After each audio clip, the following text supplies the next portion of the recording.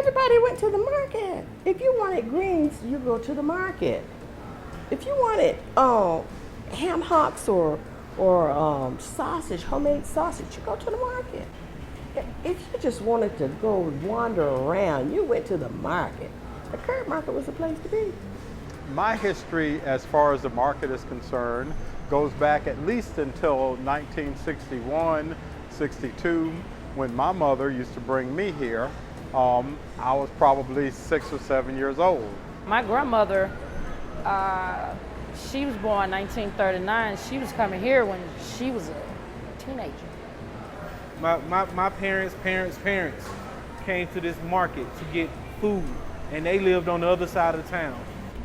It's been a part of my family history for well over 50 years. It was always a time they came here. My entire family always come here.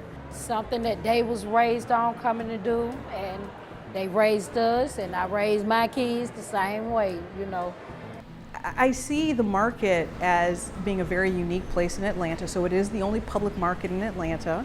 And public markets have, I think, a very different spirit than some of the other markets that you see in town. So with public markets, they really do focus more on local businesses and reflecting what's distinctive about the community. This was just a big meeting place like it is now. But it was a lot more busier then. People were everywhere. The way that the market got started was in 1917, there was a Great Fire of Atlanta, and about 200 acres of land was cleared, which was quite devastating to the city.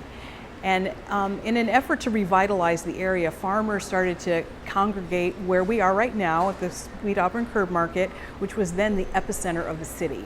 And so they sold their livestock, they sold their produce, and the market became very, very popular. So it was an open air market that caught the attention of the Women's Club of Atlanta. And so the Women's Club launched a campaign to raise money to build a permanent location for the market, a fireproof location for the market. And the building was opened in 1924. And so it's the original construction where we're sitting, today. There was a time, of course, when black farmers weren't able to sell out of the market. They could buy out of the market, but of course they sold outside. I understand more folks bought off the curb than came in the market, so they affectionately kept that name, the curb market. It's really the city market. It's really the municipal market. But there is nobody in Atlanta, I think, that would know what you meant if you said the city market. And the way that the name kind of shifted from Municipal Market to Sweet Auburn Curb Market is that the market is located 1 block off of Auburn Avenue. Now, Auburn Avenue in the 50s was a very thriving area for Black Americans. So it consisted of a lot of small businesses, but just as importantly as that, there were 3 lending institutions that gave loans to black people when it was difficult or when they were unable to get loans in other parts of the city. So because Auburn Avenue was doing so well financially, it was dubbed Sweet Auburn.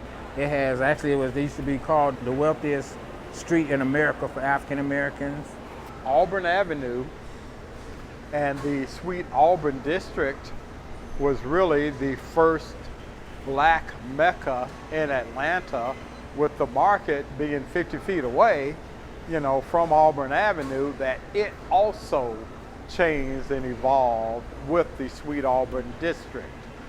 Well, I remember Edgewood, it didn't have a lot of the reputation that Auburn Avenue had. The biggest thing was this market right here. Matter of fact, this is one of the, I think, only businesses on Auburn Avenue that kept its strength. I think this market is still a pinnacle, or either the heartbeat of this area. It's a standing foundation for a lot of people around here, a lot of businesses around here. This is the oldest market here. What I remember most about the market is that, the place was always crowded, and unfortunately it smelled a little bit of dead meat. Yes, I used to come here when I was a little girl, and I used to hate to come in here because of the smell. But see, during that time when I was coming in, the downstairs is where you could get your hogs, your pigs, your chickens and stuff like that downstairs. So probably in about 1959 and 1960 when I came here, when people bought chicken, it was alive. You know, you can smell the blood, I hate to say that. And you can hear the chickens fighting for life, you know. But we never did go down there, but we know what was going on down there. Actually right around here in this area, because we used to come in the door at Edgewood, and I can remember you would come down this way and they would have live pigs, which was hogs, and they would have live chickens in cages. And if a person wanted chicken, they would pick a chicken, break his neck and drop him in a big old barrel, and he'd run around, die, and then they would pluck the feathers off. Back then, they used to have hog parts hung up behind the counter that I remember. I was always amazed at these hogs that I would look up at and like, Grandma, do you see that pig hanging up there? She was like, yeah, that's what we're getting. We're getting part of some of these pigs. Coming out of the 50s and the 60s, there wasn't as many places, a variety of places, I think, that people could go and shop, particularly in this area. At that time, we had a lot of farmers that actually worked here at the market. That's pretty much who ran the market. We had local farmers from Middle Georgia, South Georgia, and when these guys would price things, I mean, it was almost like you're going to an auction, or it was almost like, let's make a deal. Some farmers came in they just had meat counters, and they would sell everything, like the old guys say, from the rooter to the tutor. They would sell everything, pigtails all the way to pig snouts, mountain oysters, and the whole nine. Customer base had two components. One were people generally from the neighborhood who that was their shopping center. But there was also a significant portion of the customer base that came there for unique products they couldn't get anywhere else in town, like a whole pig, like chitlins, like frosted collard greens. So they would come from all over the Atlanta area to shop at the market. You can find things here. When you go to another store, when you go to a grocery store, you probably is not gonna find, you know, just like they got herbs, different kind of little roots and things.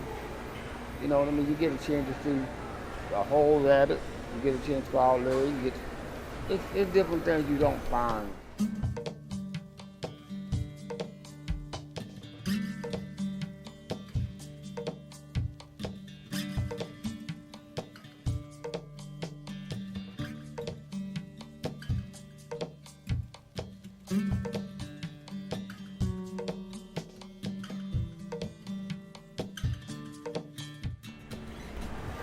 Just coming back now is so different from what it was like when I was a child.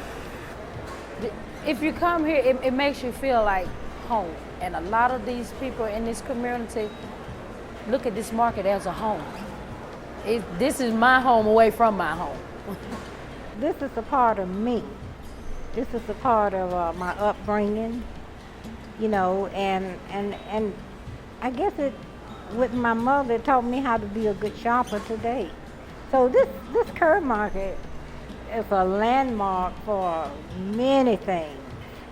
You meet, you greet, you see different people every day. You know, it's always constantly changing and evolving, so it's never boring, it's never routine, you know, but it is the same place that it used to be, although not. It's still that same place, but quite different these days.